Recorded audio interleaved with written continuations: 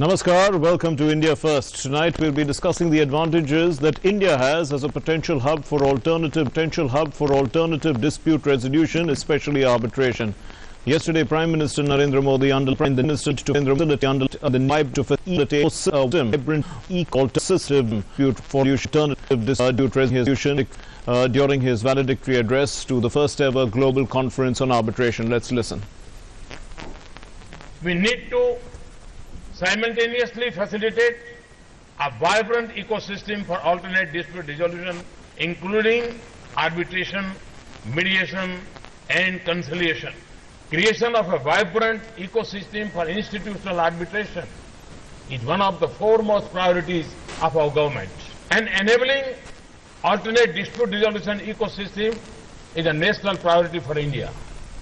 We need to promote India globally as an arbitration hub. Well, the Prime Minister said that India is experiencing a digital revolution which has increased the number of business models also.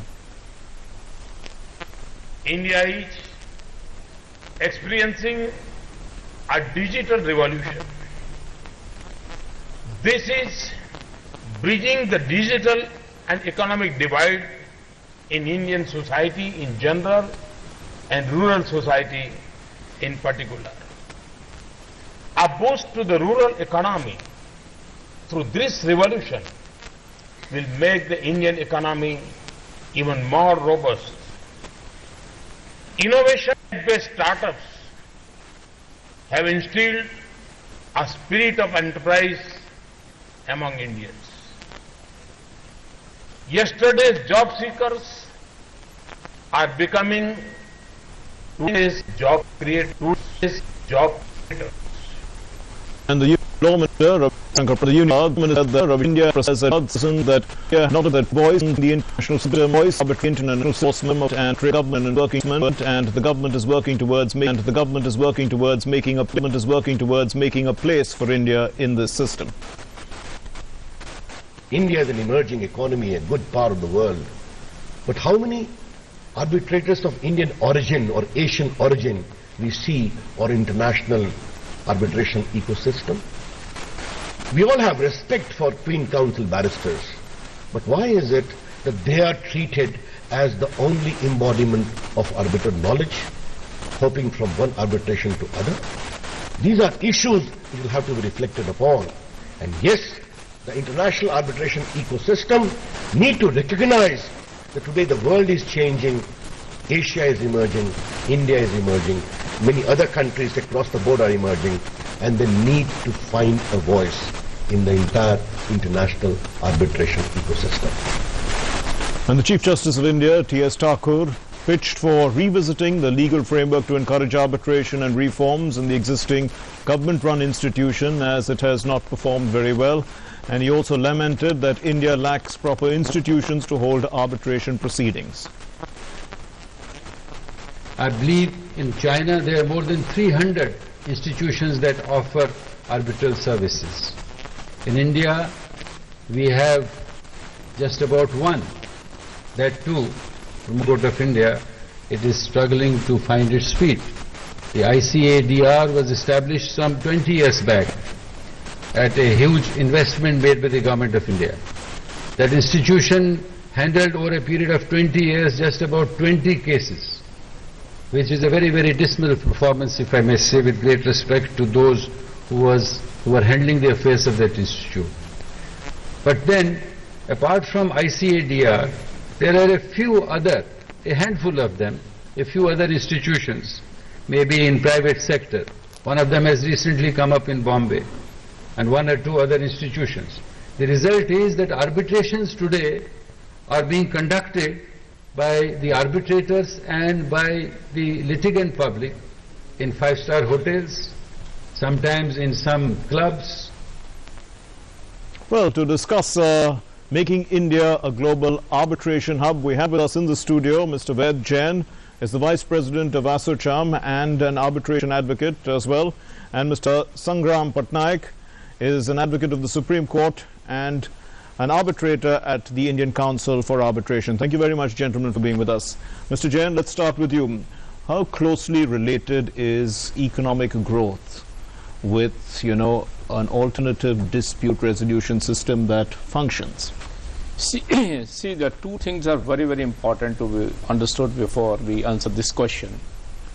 When we are talking of ease of doing business and making India a hub, and we want to promote India as one of the places for this, we need to find out the bottleneck which we are having in the Indian economy. Okay.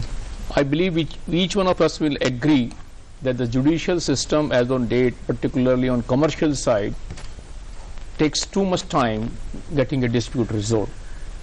When businesses are being done despite best of intention at the stage when the agreement is being entered into, there is bound to be some dispute or differences about the clauses implementation as quickly as possible.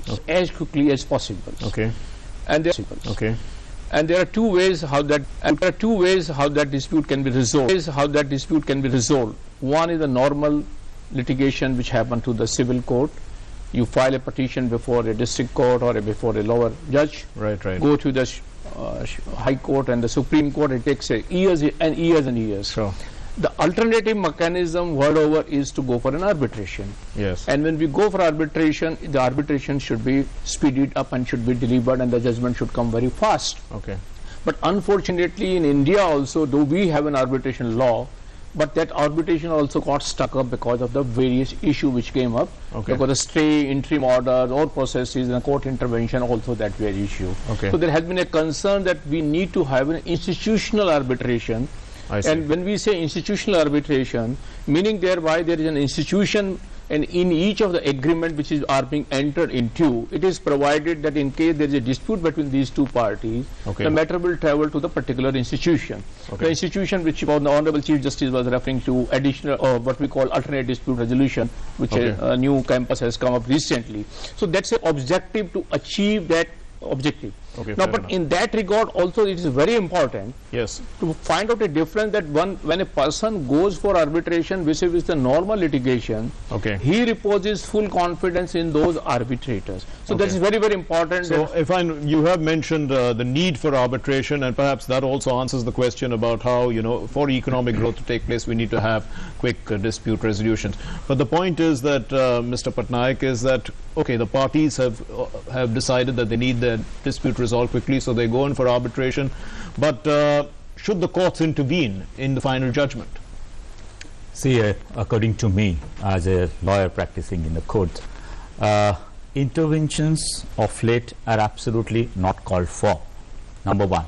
Number two, Petition and Conciliation Act, when he is being agreed by the award on three grounds basically. But to say that no, you do not have a defense at all after the award is passed, this is too much to ask for.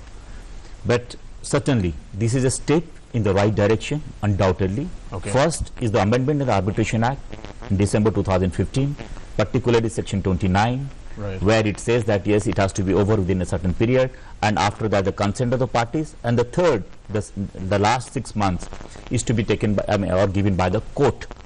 So Okay. therefore, you have a period where you have to perform, both for the lawyers, both for the arbitrators as well.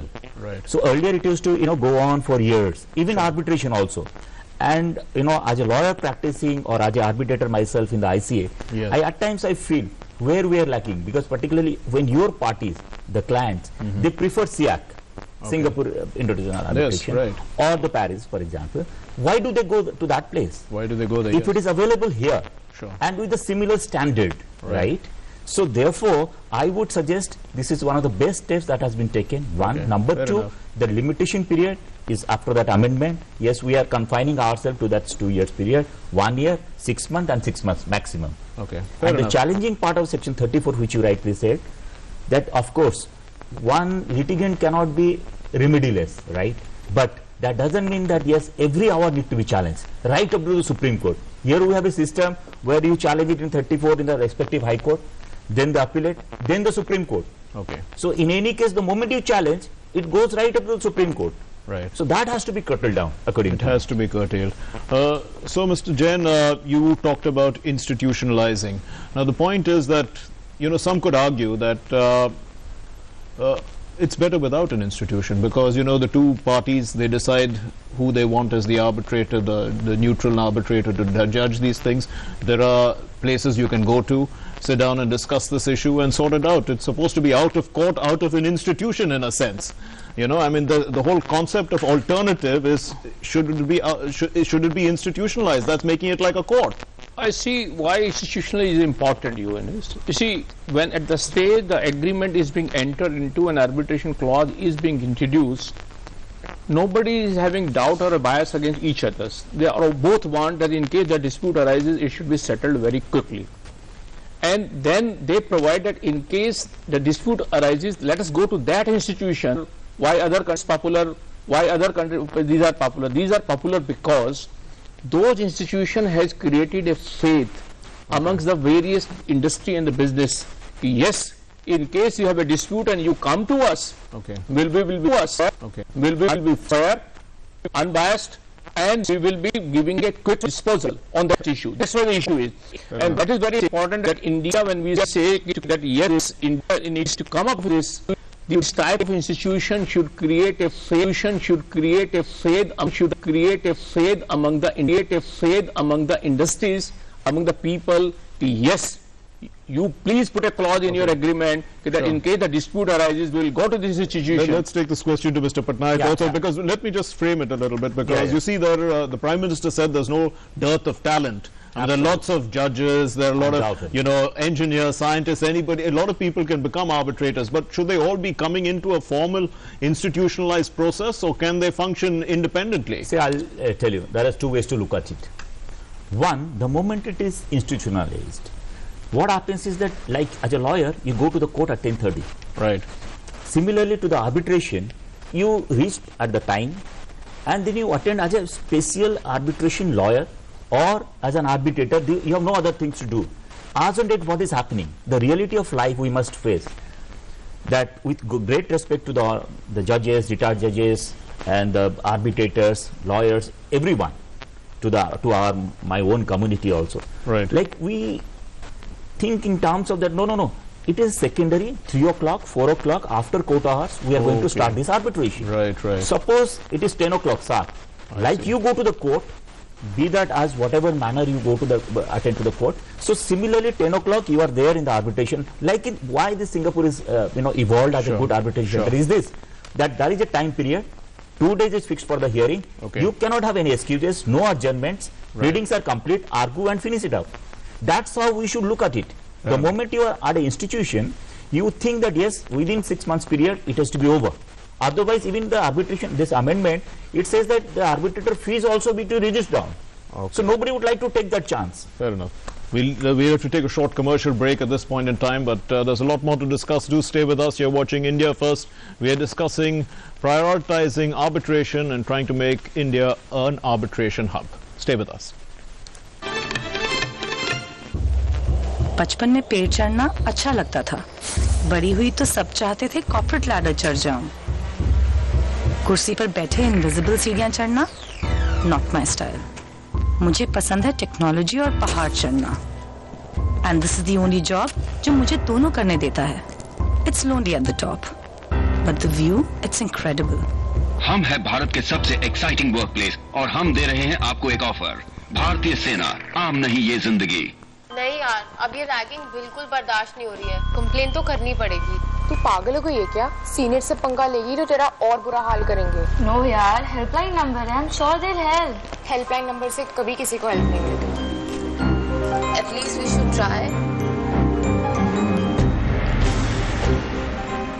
आपकी थोड़ी सी हिम्मत और एक complain की वजह से आपको ragging जैसी बीमारी से छुटकारा मिल सकता है. Use helpline. It helps.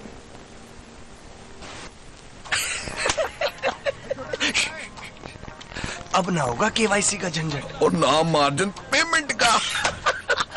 Sir आपका क्या? और भाभी जी कैसी हैं? वहाँ मायके में है, ठीक ही रहती है वहाँ.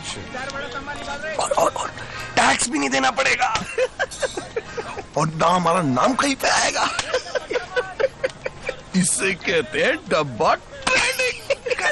इसी को कहते हैं डब्बा गुल. क्योंकि ताली कभी एक हाथ से नहीं बजती, इसलिए डब्बा ट्रेडिंग करना या करवाना दोनों ही कानूनन अपराध हैं. सिर्फ सेबी रिकॉग्नाइज्ड स्टॉक एक्सचेंज पे ही ट्रेडिंग कीजिए.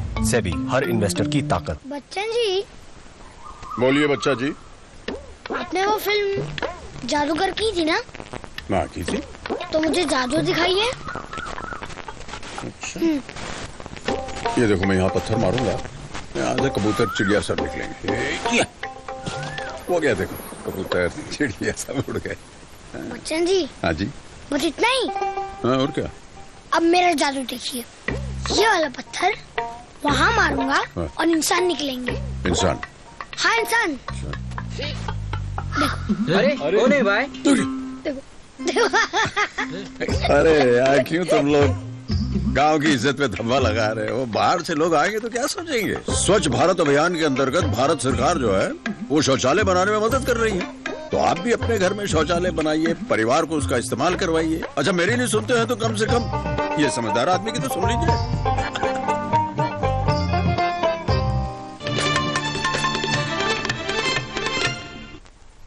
Welcome back. You're watching India First. We have with us in the studio Mr. Ved Jain, Vice President of ASSOCHAM and arbitration advocate, and Sangram Patnaik, advocate of the Supreme Court and arbitrator at the Indian Council for Arbitration. And we are discussing making India a global arbitration hub. Mr. Jain, before the break, you were advocating, that we should institutionalize the entire process, because obviously you in your first answer you talked about quick resolution. Parties need this, but for this entire process to take place, do we need to have specialization in arbitration? See, there is nothing. See, question There's no is such not, thing as specialization. Question is the experience being as a judge or an advocate itself is a, I will say, a specialization. As far as I see in India, there is no dearth in the talent. We have experienced judges, we have the experienced advocates, and which have been, I believe, those have been quite good, and they have performed very well. That's not an issue. You see, what we need to address the issue in arbitration is very most important from a perspective of the people who are going to use. There are two persons who are having some dispute, they are going to use this platform. There are two options available, one is the normal litigation, one other is the arbitration. And in arbitration, we need to appreciate this point. The moment they opt for arbitration, they are foreclosing all their other options, and they are agreeing that whatever the decision this arbitration panel will give or arbitrator will give will be binding on both of them. Okay. So meaning thereby they are reposing a faith like a god, that you are the people who are going to do it. So the issue lies is, one is the infrastructure, one is the speed, but the most important and the crucial issue for any person will be the confidence he reposes in those two, the person arbitrator. Okay, fair enough. That is why institutionalized arbitration will mean that arbitrators are to be appointed not by the party that he is my arbitrator. You will say that that institution will appoint, and that institution must have an independent, unbiased list of the experienced people, that they will go with that perception, which perception is being today held by the Singapore or the Paris people. Yes, this is the type of arbitration. That's a very important issue. Right. So, Mr. Patnaik, I mean, Singapore and Paris and all that is being quoted several times, and we heard the Chief Justice also saying that China has more than 300 institutions and we don't have too many.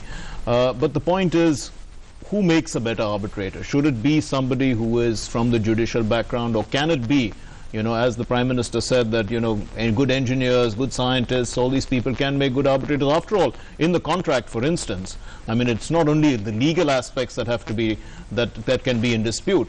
There are technical aspects that can be in dispute where, an engineer can probably resolve it better. I'm entirely in agreement with you. For the simple reason is this, a maritime insurance matter can only be handled by that expert.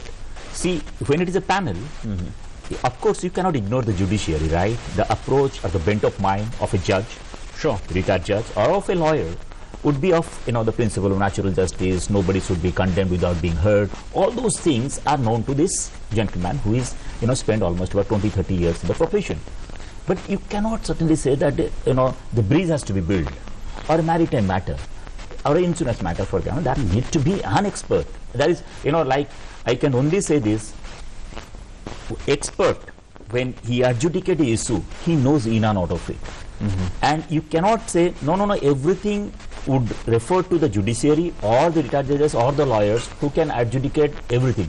Experience is one thing, no doubt about it. Right. But experience in a particular field where you would have that comprehensive ability to understand within no moment, and you would put that question that yes, this is what we would like to know, is always come from So an institution then, Mr. Patnaik, will have to have all these kind of people in them. Very true. Who can be arbitrators, and they will choose the panel based on the kind of case that comes forward. Otherwise it would be failure, right? Sure, right. Mr. Jain, we live in the digital age, and the Prime Minister there mentioned about, you know, the digital India and bridging the digital divide. Also, startups, new companies, you know, I mean, many of us just click on things and we are agreeing to some contract online which we haven't really perfectly read, and probably they have an arbitration clause in that, you know. So there is a significant need for arbitration in, I mean, when we look at the way the digital world has changed the way we function. See, there can't be any two opinions on this issue. See, that when we are living in a digital world, and when we are doing so many things, and we are signing off without knowing the implications. And that's why there's a need, as the Prime Minister rightly pointed out, there's a need to create awareness. Now see, this type of program which has been conducted recently and the earlier program being conducted, there's a need to sensitize, yes, we do have a system which is comprehensive, which has best of infrastructure, best of talent, and you can look into this. So this will promote, and I can make a big, so how it can be made a beginning. Now we have a large number of public sector undertakings. Now those undertaking, whenever they enter into an agreement, they can put a clause, yes, in my agreement, the arbitration has to be done by the ADR. This is right, which we are talking about it. Similarly, awareness can be created within the various chambers, that when your people, when your members enter into various agreements, they should look into the ADR and to work it out with the ADR. Similarly, individual, wherever the options are available, sometimes the options are not available because the person who's asking you to enter into an agreement, he says no, arbitration has to be in this manner. But in case both parties are at par and both parties can play a role, yes, the Indian can play a role, can know this arbitration has to be done in accordance with the ADR. Mr. Patnaik, are Indian companies at a disadvantage then when they're entering into contracts where, you know, they agree that dispute resolution has to be through arbitration, and, you know, the company, let's say if you're entering into a contract with a foreign company and they say that no, it has to be Singapore, it has to be Paris or whatever, you know, are Indian companies then at a disadvantage? See, I'll tell you, you know, even you know, most of the Indian companies, they opt for SIAC or Paris or London for that matter, with their own choice and volition. It's not that somebody is going to force upon them to have an independent place of arbitration like this nature. No. But given a chance, if it is available next door, suppose if you are a company of immense stature based in India, you would not opt to go to London and hire a British solicitor and to engage him and pay that hefty fees. Exactly. You would have everything here, so that, you know, tomorrow when there is arbitration clause, see, at the time of entering into the arbitration, right, that clause, you have to force upon that, yes, the place of arbitration would be this, the law govern the contract would be Indian. So then you would say that, yes, please come to this place. Are costs an important factor then, Mr. Jain, that, you know, can bring arbitration to India? Because, well, I mean, people would obviously not want to spend so much money in resolving a dispute as, you know, if they can get the same kind of resolution in a country which can offer the same services but at a lesser cost. I will say definitely cost is a very, very important factor. And we all know how expensive the arbitration is in Singapore, London and Paris also. So cost is important, and for that purpose, as a chamber, what I will say is, the way we have promoted medical tourism, now so many people come to India for treatment, why don't we promote India as a what we call that arbitral tourism? So for that purpose also, the many people can opt for this India as a center. But so far as the question of entering into an agreement and working it out arbitration in India, we need to be conscious of one fact: the bias of the countries also plays an important part. So many times when international agreements are being entered into, both parties agree to have an arbitration in a neutral country with a neutral arbitrators. So that's also one of the issue. It is not important, it's not necessary. So if I am an Indian and I enter into an agreement with a gentleman in London, so we both may agree, no, we will not go to London, we will not go to India, we will go to Singapore or Paris, and arbitrator will be non-Indian and so India is neutral for many countries across the world, because you need to remove the bias wherever it is occurring. But at the same time, looking to the fact that India has an English language, we have talented people, talented judges, talented advocates at a much effective cost. we need to encourage and promote what we call legal tourism, and this can help India bringing a lot of revenue and also reducing the cost for the Indian people also. One final question, Mr. Patnaik. You know, the President, while he was talking about institutions, creating institutions, also referred to some sort of ad hoc arbitration taking place, which is quite a lot. That's what the arbitration that's going on in our country. It's ad hoc, and it's probably been going on for a long time. Now the laws have been changed. The institutions are being built. What is the potential? What do you think is the road ahead? See, my take is the era has come. We cannot ignore the arbitration as a concept in any contractual agreements, particularly national or international, number one. Number two, this ad hocism, like a moment before I was pointing out, that 3 o'clock arbitration, after your court work is over, that you are free, so you would say that yes, 3 o'clock I can reach. The arbitrator would give you the time at 3 o'clock. That should not be. The ad hocism, your attitude towards arbitration should be that yes, I am a specialized lawyer, I am a specialized judge, I must be available 10 o'clock, and it should be for 2 days, it should be over within the time. Then only the confidence of everyone, be that Indian, be that the foreigner or the foreign entity or the MNCs, that confidence will be built. Today, if you see the data, then probably number of them opt for the outside, even the Indian companies. Why? Number one, it is not available. Second is the lengthy procedure. Third, in every step, it is being challenged. So what else? Like, suppose, you would say that this is the arbitration center, I have to reach there, I have to practice there as a lawyer, and then it should be adjudicated in a specific time. So thereafter, specific time, and the award also has to be respected by both parties, which is at the end of the day the most important thing. We leave it there. Thank you very much, gentlemen, for being with us. Well, the Prime Minister summed up India's opportunities as an arbitration center by saying that corporates and financial institutions want legal experts who can help close business deals and transactions without any disputes and litigations. They also want to resolve disputes quickly through arbitration without going to the courts. India has no dearth of brilliant lawyers and judges, and a large number of retired judges, engineers and scientists who can function as competent arbitrators in various fields. Well, India's economic interests shall be better served by a higher number of arbitration experts and lawyers. Thanks very much for watching. Namaskar.